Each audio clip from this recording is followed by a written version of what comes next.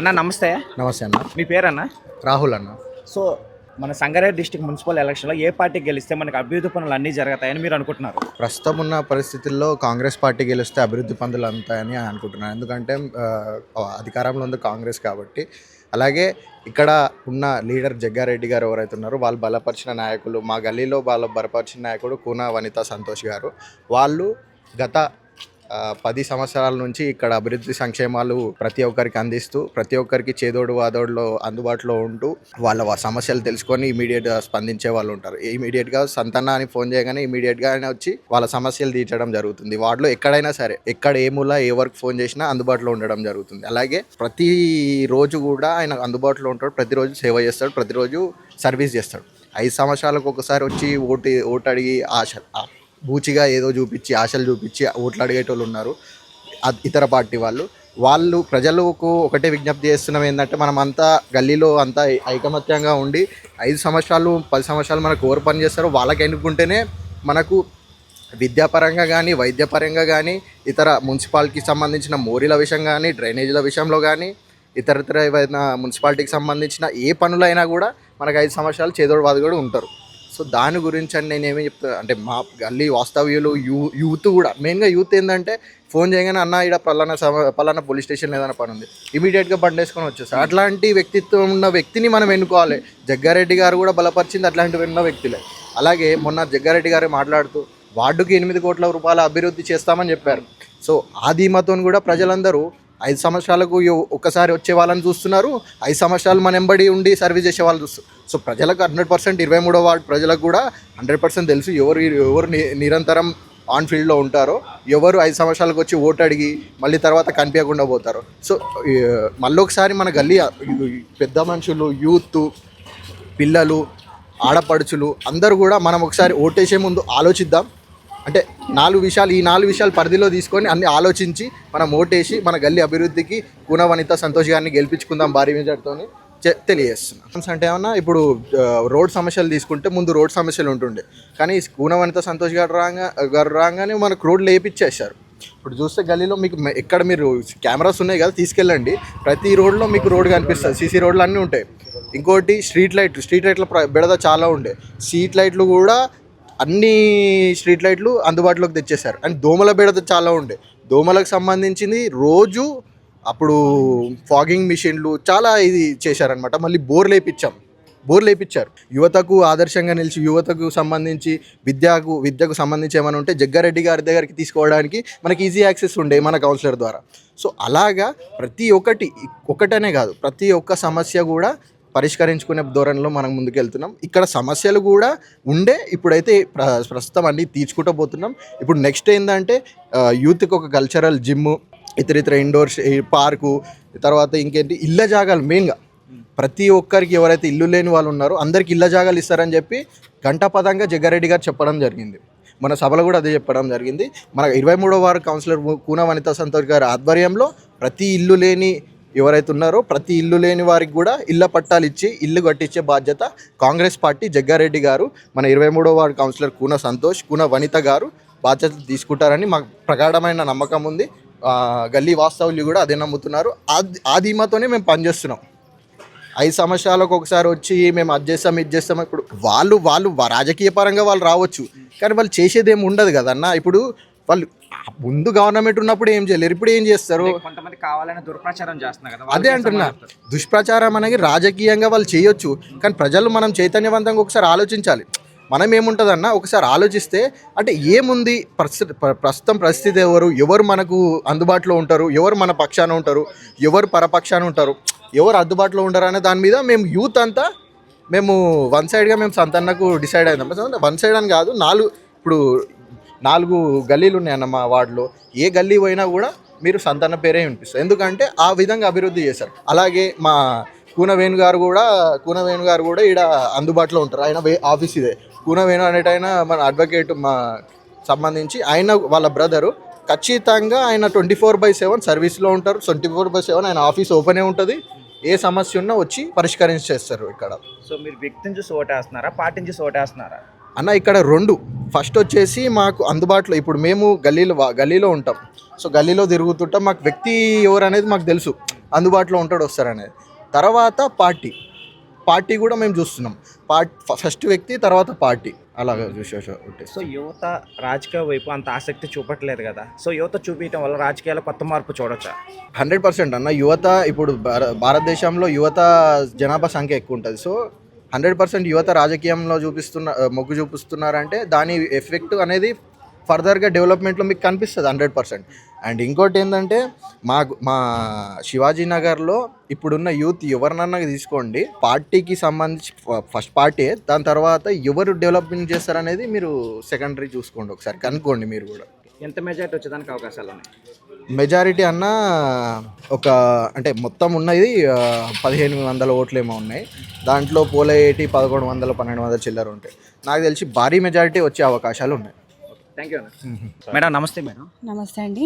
Madam మీరు ప్రచారంలో పోతుంటే ప్రజల్లో మేజర్గా ఏ ప్రాబ్లమ్స్ ఎక్కువగా చెప్తున్నారు? మాకు గతంలో కూడా 2 సార్లు అవకాశం ఇచ్చారు. మేము 100% అన్ని అభివృద్ధి పనులన్నీ పూర్తి చేసినాం. ఇప్పుడు ఇల్లు లేని నిరుపేదలకి మన జగ్గారెడ్డి సార్ సహకారంతో నిరుపేదలకి ఇళ్ళ పట్టాలు ఇప్పిస్తాం. ప్రచారంలో మేజర్గా ఫైండ్ అవుట్ చేసిన ప్రాబ్లమ్స్ ఎక్కువగా ఏం కనిపిస్తుంది? ప్రాబ్లమ్స్ అంటే ఏం లేవు. మేము 10 years నుంచి అంతా అభివృద్ధి చేసుకుంటూనే వచ్చాము. ఇప్పుడు ఎలాంటి ప్రాబ్లమ్స్ అయితే ఏం లేవు.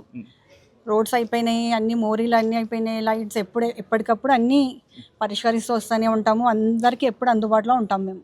ఇక్కడున్న యువత జాబుల గురించి కానీ ఇలాగని ఏదైనా అడుగుతున్నారా? లేదు, అట్లా ఉన్నా మేము ఎప్పుడు వాళ్ళకి అందుబాటులో ఉండి ఎప్పటికప్పుడు అన్నీ చేస్తూనే ఉంటాము. ప్రస్తుతానికైతే ఎటువంటి సమస్య లేవు. మా వార్డులో అందరూ మమ్మల్ని మంచిగా వాళ్ళ కుటుంబ సభ్యుల్లాగా ఆదరిస్తున్నారు. సో కొంతమంది కావాలని కాంగ్రెస్ మీద దురప్రచారంలా చేస్తున్నారు కదా, వాళ్ళకే సమాధానం చెప్తారు? అది ఉంటుంది కదండి, అపోజిషన్ వాళ్ళకి ఏదో చెప్పుకోవాలని చెప్పుకుంటున్నారు. మేము ఇచ్చిన హామీలు అయితే దాంట్లో 4 అయితే అమల్లోకి వచ్చాయి. ఇంకో 2 కూడా మన దగ్గర ఇప్పుడు బడ్జెట్ లేదు కాబట్టి అవి 2 కూడా చేస్తారు. రేవంత్ రెడ్డి గారు చెప్పారు కదా, మా మహిళలకి 2500 కానీ సన్న బియ్యం ఇస్తున్నారు, ఉచిత కరెంటు, ఫ్రీ బస్సు, గ్యాస్, మరి 2 లక్షల రుణమాఫీ చేయడం జరిగింది. ఇప్పుడు మిగిలింది ప్రతి మహిళకి అది కూడా చేస్తాం చెప్పారు, రేవంత్ రెడ్డి గారు చెప్పారు కదా. కొద్దిగా సెట్ అయిన తర్వాత అన్నీ అయిపోతాయి. మా వార్డులో అయితే ప్రస్తుతానికి అంతా బాగుంది. మమ్మల్ని అందరూ మంచిగా ఆదరిస్తున్నారు. సో జగ్గారెడ్డి అన్న మున్సిపల్ ఎలక్షన్లో గెలిస్తే 300 కోట్లు మంజూరు చేస్తానని చెప్పారు కదా, సో ప్రజలు ఎలా తీసుకుంటున్నారు దీన్ని? జగ్గారెడ్డి మాట ఇస్తే మాట తప్పని మనిషి, అది అందరికి తెలిసిన మాటే, చేస్తాడు. సో ఎంత మెజార్టీ వచ్చేదానికి అవకాశాలు ఉన్నాయి మేడం? అంటే మేమైతే మంచి భారీ మెజార్టీతో గెలుస్తాం అనుకుంటున్నాము. వాళ్ళకి డిపాజిట్ కూడా రాదనుకుంటున్నాం మేము. మేడం మిగతా పార్టీలు కాకుండా మీకే ఓటు ఎందుకు వేయాలంటే ఏం చెప్తారు మేడం? మేము ఎప్పుడు వరకు అందుబాటులో ఉండి అర్ధరాత్రి కాల్ చేసినా వెళ్తాడు తను. ఎవరికి ఎటువంటి సమస్య వచ్చినా, ఎటువంటి ప్రాబ్లం వచ్చినా ఇమీడియట్గా సాల్వ్ చేస్తాడు. ఎప్పటికీ మేము అందుబాటులో ఉంటాం. ఇక్కడ మా కూన వేణు గారు ఉంటారు, మా బావగారు, తను కూడా ఎప్పుడు అందుబాటులో ఉండి మేము ప్రజల సమస్యలు పరిష్కరిస్తూనే ఉంటాం. థ్యాంక్ యూ అన్న. నమస్తే. నమస్తే అండి. అన్న మీ పేరు అన్న? నా పేరు కూన సంతోష్ అండి. సో సంగారెడ్డి మున్సిపల్ ఎలక్షన్లో ప్రజా నాడి ఎలా ఉంది? 100కు 100% సంపూర్ణమైన మెజారిటీతో సంగారెడ్డి మున్సిపాలిటీ కాంగ్రెస్ పార్టీ గెలవబోతుంది. అందులో ఎటువంటి అనుమానం లేదు. మా నాయకుడు జగ్గారెడ్డి గారు కూడా క్లియర్గా చెప్పారు నిన్న, ఇల్లు లేని నిరుపేదలకు ఇండ్ల పట్టాలు ప్లస్ సంగారెడ్డి మున్సిపాలిటీకి 300 కోట్లతో అభివృద్ధి అని అన్నాడు. 300 కోట్లు అంటే నాటే జోకు. రాష్ట్ర ప్రభుత్వాన్ని మెప్పించే ధైర్యం ఉన్న వ్యక్తి నాయకుడు కాబట్టి ఆయన 100కు 100% 300 కోట్లతోని సంగారెడ్డి పట్టణాన్ని సుందరీకరిస్తాం, తీర్చిదిద్దాం. ఎటువంటి అనుమానం లేదు. కంపర్ మెజారిటీతోని సంగారెడ్డి మున్సిపాలిటీ మీద కాంగ్రెస్ జెండా ఎగిరేస్తాం. సో మీ ఏరియాలో మేజర్గా కనిపిస్తున్న ప్రాబ్లమ్స్ ఏంటి? మా వార్డు 23 మట్టుకు వస్తే సంగారెడ్డి మున్సిపాలిటీలో 23వ వార్డులో దాదాపు 100కు 100% అన్ని అభివృద్ధి పనులు జరిగిపోయినాయి. రోడ్లు కానీ, మోరీలు కానీ, లైట్లు కానీ, స్తంభాలు, బోర్లు, ప్రజలకు ఏ సమస్య లేకుండా ఈ గత 10 సంవత్సరాలలో దీన్ని మొత్తం కంప్లీట్గా దీన్ని డెవలప్ చేసినాము. ఇంకా ఏమైనా చిన్నవి మా దృష్టికి వస్తే కూడా అప్పటిదప్పుడు స్పందించి అప్పటిదప్పుడు చేపిస్తాం. మా వార్డు ప్రజలు మమ్మల్ని చల్లగా చూస్తారు, మమ్మల్ని కడుపులో పెట్టుకురు. మేము కూడా వాళ్ళకు 24 గంటలు అందుబాటులో ఉండి పనిచేస్తాం. 2 గంటల రాత్రికి ఫోన్ చేసినా, 3 గంటల రాత్రికి ఫోన్ చేసినా మేము అందుబాటులో ఉంటామనే పేరు మాకుంది. మాకు ఆ గుర్తింపు ఉంది, ఆ గుడ్ విల్ ఉంది ప్రజలల్లో. ప్రజలు మమ్మల్ని ఆదరిస్తారు, భారీ మేయాడితో మమ్మల్ని గెలిపిస్తారని అనుకుంటున్నాం. సో ఇక్కడ ఉన్న యువతకి జాబ్ విషయంలో కానీ ఇంకేమైనా విషయంలో కానీ ఏ విధంగా హెల్ప్ ఉంది? చాలామందిని అంటే ఏవైతే మన మున్సిపాలిటీలో ఈ సంగారెడ్డి పట్టణానికి సంబంధించిన యువకుల కోసం జగ్గారెడ్డి గారు చెర్యాల విలేజ్ దగ్గర ఐటీ కారిడార్ తీసుకొస్తుండు. ఆ ఐటీ కారిడార్కు సంబంధించి సంగారెడ్డిలో చాలా మటుకు జాబ్స్, మహిళలకు ఉపాధి, యువతకు ఉపాధి ఉంది. దాని ద్వారా మేము 100% అందరినీ మా వార్డులో కూడా ఎవరైతే ఉద్యోగాల కోసం వెయిట్ చేస్తారో వాళ్ళందరికీ కూడా మేము ఉద్యోగాలు పెట్టిస్తాం. అందులో అనుమానం లేదు. ప్రభుత్వం కాంగ్రెస్ ఉంది, ప్రజాప్రభుత్వం, ప్రజాపాలన నడుస్తుంది. మేము ప్రజలతోనే ఉంటాం. సో లాస్ట్ 2 yearsలో కాంగ్రెస్ గవర్నమెంట్ అమలు చేసిన పథకాలు ఎంతవరకు అమలయ్యాయి? 2 లక్షల రుణమాఫీ 10 ఏళ్లలో బీఆర్ఎస్ ప్రభుత్వం అయితే చేయలేదు కదా. కాంగ్రెస్ వచ్చినాకనే 2 లక్షల రుణమాఫీ అయింది. ప్రతి 200 యూనిట్ల లోపల వైట్ రేషన్ కార్డు ఉన్న ప్రతి ఇంటికి 200 యూనిట్లు ఉచిత కరెంట్ ఇస్తున్నాం.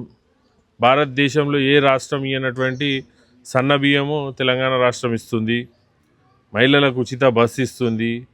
500 రూపాయలు గ్యాస్ సబ్సిడీ ఇస్తుంది. ఇలా ప్రజా సంక్షేమ కార్యక్రమాలు చాలా చేసినాము. గతంలో ఉన్న బీఆర్ఎస్ ప్రభుత్వం అసలు ఏం మిగిల్చలేదు కదా. 60 లక్షల కోట్ల మిగులు బడ్జెట్తో వచ్చిన తెలంగాణను 5-6 లక్షల కోట్ల అప్పులలోకి తీసుకుపోయిన బీఆర్ఎస్ ఇప్పుడు విమర్శించే హక్కు ఎక్కడదండి. వాళ్ళు మస్తు అంటారు, ప్రజలు వాళ్ళని నమ్మే పరిస్థితి లేదు. వాళ్ళు చేసిన స్కాములు, వాళ్ళు చేసిన అరాచకాలు వాళ్ళు ప్రజలు వాళ్ళని అన్నీ చూసిర్రు. కాబట్టి వాళ్ళు ఏదో బదలాం చేయాలని అనాలని అంటారు తప్ప వేరే ఏం లేదు. సో చాలామంది కాంగ్రెస్ని విమర్శిస్తున్నారు కదా, వాళ్ళకి ఒక మాటలో చెప్పాలంటే ఎలా చెప్తారు? విమర్శించేటోళ్ళందరూ కూడా ఆపోజిషన్ వాళ్ళే. ప్రజలు విమర్శిస్తలేరు, ఆపోజిట్ లీడర్స్ విమర్శిస్తారు. ప్రజలు విమర్శిస్తే వేరే రకంగా ఉంటుంది. మొన్న పంచాయతీ ఎలక్షన్లు అంత క్లియర్ మెజార్టీ ఎందుకు ఇచ్చారని? 2 లక్షల రుణమాఫీ అవన్నీ చేసిర్రు కాబట్టి ప్రజలు ఆదరించిర్రు. మమ్మల్ని కూడా ఆదరిస్తారు, ఆశీర్వదిస్తారని అనుకుంటున్నాం. సో మున్సిపల్ ఎలక్షన్లో కాంగ్రెస్ క్లీన్ స్లిప్ చేస్తా అని చెప్పి ఇది అవసరం అవుతుంది అంటారా? క్లీన్ స్వీప్ దశగానే తెలంగాణ రాష్ట్రంలో మున్సిపాలిటీలలో కాంగ్రెస్ ముందుకు పోతుంది. 100% ముఖ్యమంత్రి రేవంత్ రెడ్డి గారు, మంత్రులు, స్థానికంగా మా జగ్గారెడ్డి గారు, నిర్మలా జగ్గారెడ్డి గారు ప్రజలకు అందుబాటులో ఉంటుకుంటూ వాళ్ళ సమస్యల మీద పనిచేస్తున్నాం. ఎక్కడ పోయినా నాయకత్వం అనేది, కాంగ్రెస్ నాయకత్వం అనేది ప్రజల కోసం పనిచేస్తుంది. కమిషన్ల కోసమో లేకపోతే ఏదో దానికోసం కాదు. కాంగ్రెస్ నాయకులు ప్రజల కోసం పనిచేస్తారు. ఖచ్చితంగా క్లీన్ స్వీప్ చేస్తారు తెలంగాణలో. సో ఇక్కడ గెలిస్తే 300 కోట్లు ఇస్తున్నారు కదా, సో ఆ డబ్బులతో మీరు ఏమి అభివృద్ధి పనులు చేయాలనుకుంటున్నారు? మా దగ్గర కొన్ని కమ్యూనిటీ హాల్స్ కట్టేది ఉంది. రోడ్స్ ఇన్ఫ్రాస్ట్రక్చర్ అయితే మా దగ్గర ఉంది బాగానే. కానీ మాకు మా డ్వాక్రా మహిళలకు ఒక భవనము, మళ్ళీ గల్లీ పెద్ద మనుషులు కూర్చొని ఒక కమ్యూనిటీ హాలు, ఇంకొక కమ్యూనిటీ హాల్కి సంబంధించి కొన్ని అట్లా వీటికి పెట్టుకుంటామండి. మా వార్డులో ఉన్నాయి కొన్ని రిక్వైర్మెంట్లు. కానీ ప్రజలకు సౌకర్యార్థం ఏదైతే ఇన్ఫ్రాస్ట్రక్చర్ ఉంటే అంతా డెవలప్ చేసినాం. సో చాలా పార్టీలు పోటీ చేస్తున్నాయి కదా, ఆ పార్టీలు కాకుండా మీకే ఓటు ఎందుకు వేయాలంటే ఏం చెప్తారు? ఎలక్షన్లలో వస్తారు వేరే పార్టీల వాళ్ళు. ఎలక్షన్లో పోతే మళ్ళీ 5 ఏళ్ళకి ఎలక్షన్లలోనే వస్తారు. రోజు పొద్దున్న లేచి పబ్లిక్తో ఉండేది మేము. పొద్దున్న ఉదయం 7 గంటల నుంచి పబ్లిక్తో ఉండేది మేము. పబ్లిక్ ఏదైనా ఆపద వస్తే నిలబడేది మేము కాబట్టి మాకు ఇస్తారు. ఎంత మెజార్టీ వచ్చేదానికి అవకాశాలు ఉన్నాయి? మెజార్టీ చెప్పలేము, మీరు రిజల్ట్ వచ్చినాక దాని మీద మనం మాట్లాడదు. కానీ గెలుస్తాం. ప్రజలు మా కష్టాన్ని వృధా పోనీయరు, మా సేవను మరవరని అనుకుంటున్నాం. సంగారెడ్డి మున్సిపల్ ఎలక్షన్లో ఏ పార్టీ గెలిస్తే మీకు అభివృద్ధి పనులు జరుగుతాయని మీరు అనుకుంటున్నారు? మా కాంగ్రెస్ పార్టీ అన్న.